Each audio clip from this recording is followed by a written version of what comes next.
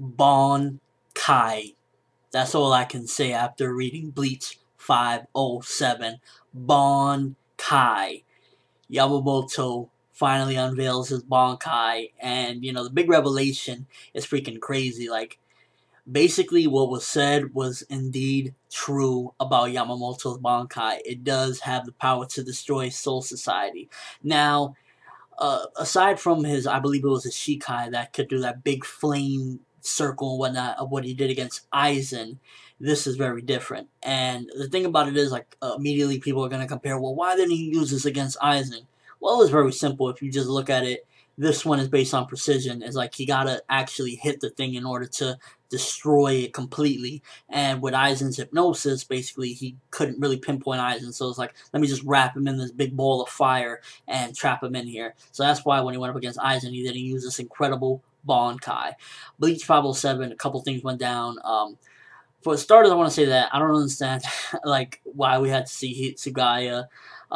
The Unohana showing her was okay because it was like her saying, reminding us that he can destroy Soul Society with this thing, so let's hurry it up. And it's, just foreshadowing of how strong this Bankai really is. But Hitsugaya seeing him is like, whatever, just wrap your fight up or something. Stop talking about Yamamoto and worry about yourself. That was my feeling with that. But just all around, for starters, this was definitely a battle chapter. It was really all fights, or fight, basically Yamamoto and Joabak, and I'm really enjoying this. This fight is going very well, and it's kind of making up for the Zaraki skip fight where I was a little frustrated, but I'm still glad that this fight is going really well, and Yamamoto is a beast, and the more I'm looking at it, I don't know, I'm starting to feel like it's possible Yamamoto can take down Joabak, and even story-wise, because there's a big possibility that there could be something even further behind this, like I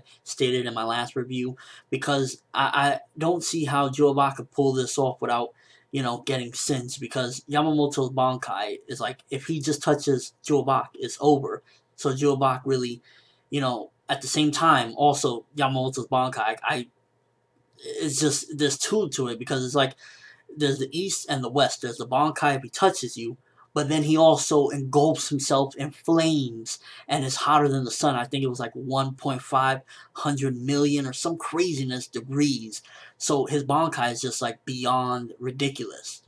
And that's what I'm like, if he just gets at Joabak even a little bit, it's done for him, because Joabak doesn't really know all that there is to know about his Bankai until now. It's like, he has no strategy to counter it, and unlike Aizen, where he could just put him under hypnosis, there's nothing he can do.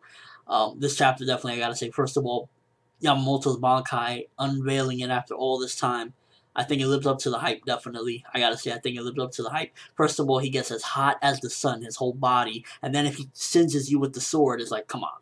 Come on. What do you guys think, first of all? Does Yamamoto's Bankai live up to the hype?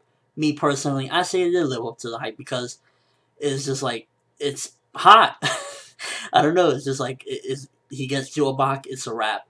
I'm really thinking that, like, after seeing the way this battle is going, it's a big possibility that Yamamoto can defeat Joabak only for somebody behind the shadows to come out. I don't know. I keep throwing this crazy theory, but I just see it because Joabak isn't prepared for this.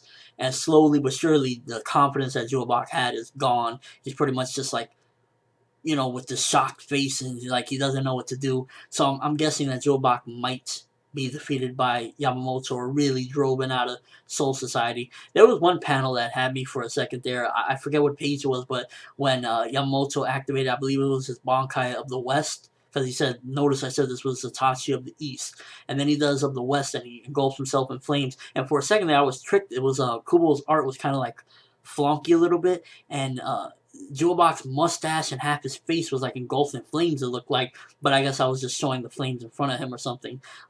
Weird art style, right there. It was like a little messy, like got me for a second thinking, whoa, did he just blow off half his face? So for the most part, very solid chapter. I think Yamamoto's Bankai lived up to the hype. Didn't care to see that one page of Hitsugaya in his fight. It's like, whatever, finish your battle, stop worrying about what the Captain Commander is doing over there.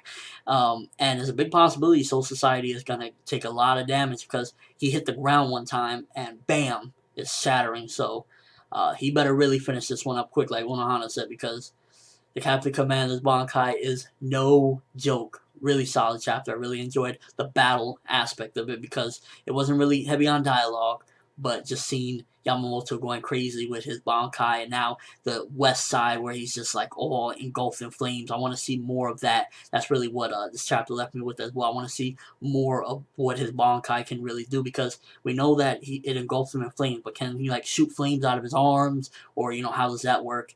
And yeah, this chapter was just really one big slobber knocker. What did you think of it? Are you really enjoying this Yamamoto and Joabak fight? What do you think about Yamamoto's Bankai? Was it a letdown, or were you impressed? Me personally, I'm impressed. I think the fight is going really well. Hopefully Kubo doesn't do anything to mess it up, because Kubo has in the past his reputation, but we're not going to go there. Let's just hope that everything goes smoothly, because so far it's looking like, honestly, 1,000-year blood war. Like with fights like this is looking to be like one of the best arcs in Bleach all time. Like it could potentially surpass Soul Society when we're getting fights like this in Bleach 507. We're getting chapters like 507. We might be rivaling some of the best content in Bleach. But again, let me know what you think. Do you think this could be like on the path to being the greatest arc in Bleach? Hopefully we get this animated, because I would love to see this fight animated. The way it was staged in this chapter 507, staged beautifully. It's just like, you got the small little shonen cliche of when they stop to talk and think for a second and whatnot, but at the same time, it's still looking solid, and to see this in motion would just be amazing. But yeah, that's all I have for this review. Thanks for watching. Hope you enjoyed. Thumbs up for Yamamoto's Bankai being beast, and this fight being freaking epic. I'm ForneverWorld, and as always, people, have an awesome day.